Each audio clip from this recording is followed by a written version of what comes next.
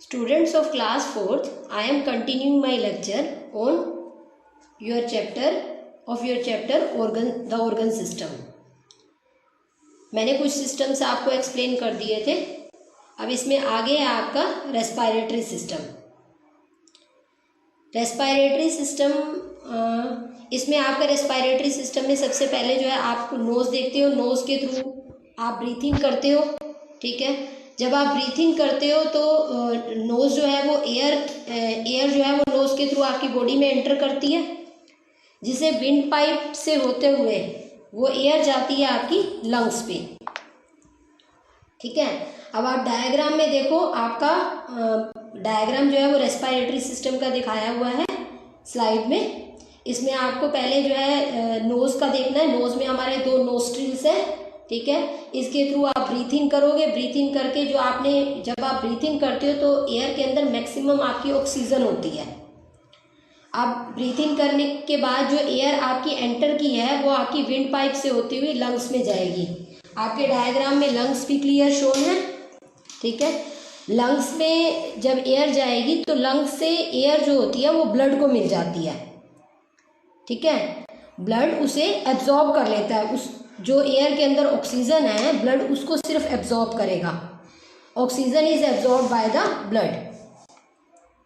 ठीक है. ऑक्सीजन किसने ले ली? ब्लड ने ले ली. अब ब्लड जो होगा वो oxygen to all parts of the body में लेके जाएगा आपके. और हर बॉडी पार्ट के अंदर, मतलब हर बॉडी पार्ट की क्या बात करें, हमारी बॉडी सेल से बनी हुई है तो हर सेल पे ऑक्सीजन जाएगी. और हर सेल पे जो फूड होगा आपका, वो फूड जो होगा वो ऑक्सीजन की हेल्प से ब्रेक डाउन हो जाएगा. ठीक है. तो breaking down of food by the help of oxygen is known as respiration. इसी को ही हम रेस्पिरेशन कहते हैं. और इस पूरे सिस्टम को हम बोलते हैं रेस्पिरेटरी सिस्टम, जो कहाँ से स्टार्ट हुआ है हमारा? नोज से, और फिर विंड पाइप, उसके बाद लंग्स. ठीक है. तो इस तरह से आपका जो है वो ऑक्सीजन जो होगी वो ब्रेक डाउन हो गई. ऑक्सीजन ने आपके फूड को ब्रेक डाउन कर दिया और क्या रिलीज कर दी? एनर्जी. जिस टाइम एनर्जी रिलीज होती है आपकी हर सेल पे by the breaking down of food with the help of oxygen, that process is known as respiration. तो उस एनर्जी के साथ आपकी कार्बन डाइऑक्साइड गैस रिलीज होती है. ठीक है. ये कार्बन डाइऑक्साइड गैस भी ब्लड के थ्रू वापस लंग्स पे आएगी. अब ये लंग्स जो होगा इसी पाथ से ही, जिस पाथ से आपकी ऑक्सीजन एंटर करी थी, मतलब जिससे आपने ब्रीथिंग करा था, और ब्रीथिंग करके आपकी ऑक्सीजन जो है वो एंटर की थी, उसी प्रोसेस से जो होगा वो आपका जो कार्बन डाइऑक्साइड होगा वो ब्रीथ आउट हो जाएगा. And some water vapours are also release which are also breathe out. ठीक है. तो लंग्स जो है वो हमारी ब्रीथिंग और ब्रीथ आउट दोनों में हेल्प करते हैं. इसको हम बोलते हैं सिंपल ब्रीथिंग. लेकिन जब हम बोलते हैं कि हमारा फूड जो है वो ब्रेक डाउन हो गया bye the help of oxygen, तो उसको हम बोलते हैं रेस्पिरेशन. दैट रिलीजेज एनर्जी, और जिसकी वजह से आपकी पूरी सारे सेल काम करते हैं और पूरी बॉडी काम करती है. ठीक है. तो ब्रीथिंग और रेस्पिरेशन में डिफरेंस क्या है आपका? ब्रीथिंग मीन्स बस एयर का लेना और एयर का आउट करना, that is breathe in and breathe out, and total is breathing. और respiration the breaking down of food to release energy and carbon dioxide. Next system is excretory system. Excretory system is to excrete out the waste material.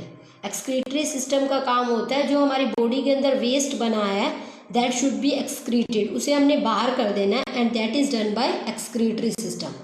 अब आपकी excretory system में 3 main चीज़ें हैं. System का part कौन कौन सा है? Kidneys, skin and lungs. The main organs of this system are kidneys, skin and lungs. अब किडनीज जो है वो हमारी बीन शेप्ड होती हैं.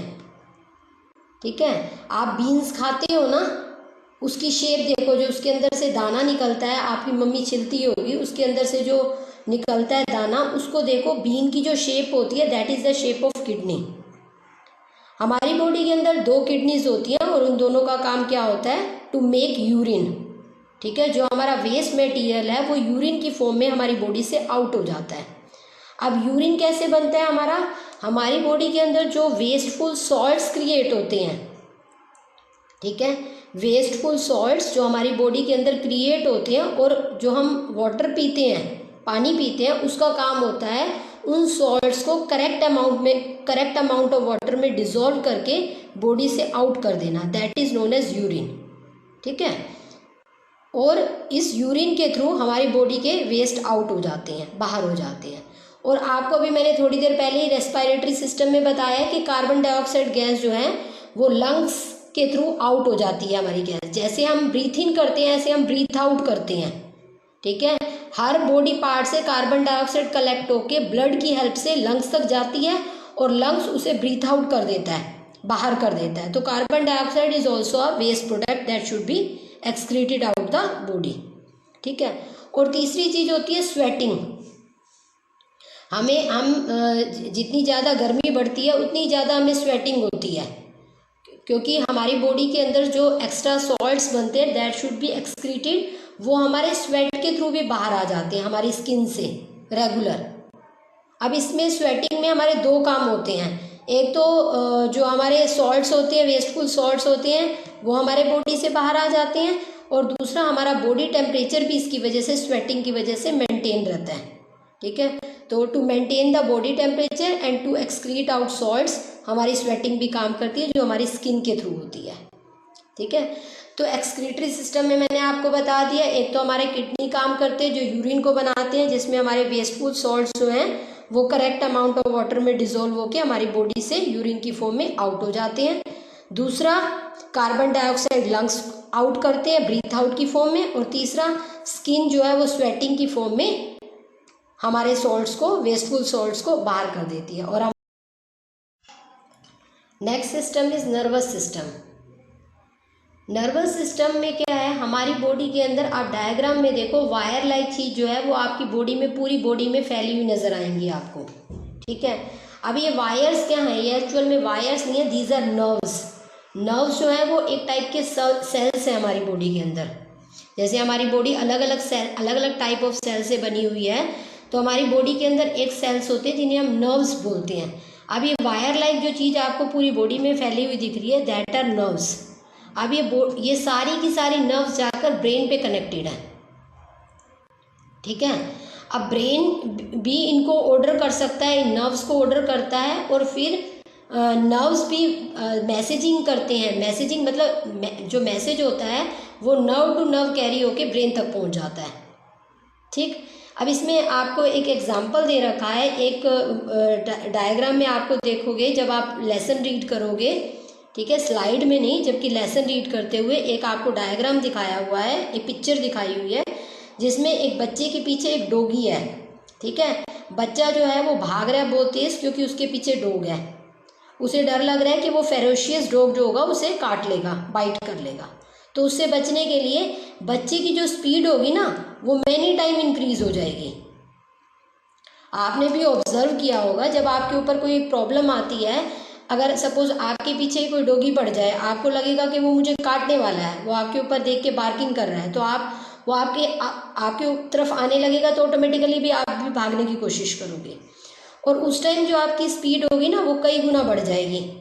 तो उसका रीज़न क्या है? उसका रीज़न यही है कि जब हमारी नर्व्स ब्रेन को मैसेज करती हैं कि देयर इज सम डेंजर, तो हमारा ब्रेन भी हमारे मसल को ऑर्डर करता है कि गो फास्ट। ठीक है। तेज भागने के लिए हमारी मसल्स को ऑर्डर कौन करेगा? ब्रेन करेगा। किसके थ्रू? अब ये जो मैसेज कैरी ओवर होगा वो भी नर्व्स के थ्रू। ब्रेन में भी नर्व्स हैं, हमारी पूरी बॉडी में भी नर्व्स हैं। ठीक है। आपकी बैकबोन के अंदर, आप स्लाइड में देखो, आपकी बैकबोन के अंदर स्पाइनल कोड दिखाया हुआ है। वो स्पाइनल कोड भी किसका बना हुआ है? वो भी नर्व्स का बना हुआ है। ठीक है। तो हमारा ब्रेन जिस तरह से ऑर्डर करता है, ऐसे हमारा स्पाइनल कोड भी कुछ केसेस में ऑर्डर करता है, जिसमें हमें फटाफट एक्शन चाहिए। ठीक। तो इसमें जो आपका ब्रेन है वो नर्व्स के थ्रू मैसेज करेगा मसल्स को टू रन फास्ट, और जिसकी वजह से आपकी स्पीड मैनी टाइम इंक्रीज हो जाएगी और आप अपने आप को सेव कर पाओगे। ठीक है। तो हमारी बॉडी के अंदर जो ब्रेन है वो हमारे सारे सिस्टम्स को कंट्रोल करता है। Brain is the main part of the body that control all the functions of the body. ठीक है। और हमारा ब्रेन हो गया, हमारा स्पाइनल कोड हो गया, हमारी सारी नर्व्स हो गई बॉडी के अंदर, that all constitute our nervous system. हमारा ब्रेन और all nerves and the spinal cord that all constitute और last system is reproductive system. अब reproductive system means to cause reproduction. To cause reproduction means to have new ones, मतलब new का create होना। जैसे cat अपने जैसे cat को create करती है, डॉग अपने जैसे डॉग को क्रिएट करता है, बर्थ देता है ना, जन्म देता है, ठीक है। तो फीमेल बॉडी से न्यू का क्रिएट होना, जो हमारे ऑर्गन्स इन्वॉल्व होते हैं रिप्रोडक्शन में, वो मेल और फीमेल दोनों के इन्वॉल्व होते हैं। मेल एंड फीमेल के दोनों ऑर्गन सिस्टम जो होंगे, रिप्रोडक्टिव सिस्टम जो होंगे, they work together to produce new one, ठीक है, नए को प्रोड्यूस करना। कैट अपने जैसे कैट को क्रिएट करता है, डॉग अपने जैसे डॉग को क्रिएट करता है, ह्यूमन बीइंग अपने जैसे ही न्यू इन्फेंट को क्रिएट करता है, और धीरे धीरे वो बड़े होते हैं, बेबीज, है ना।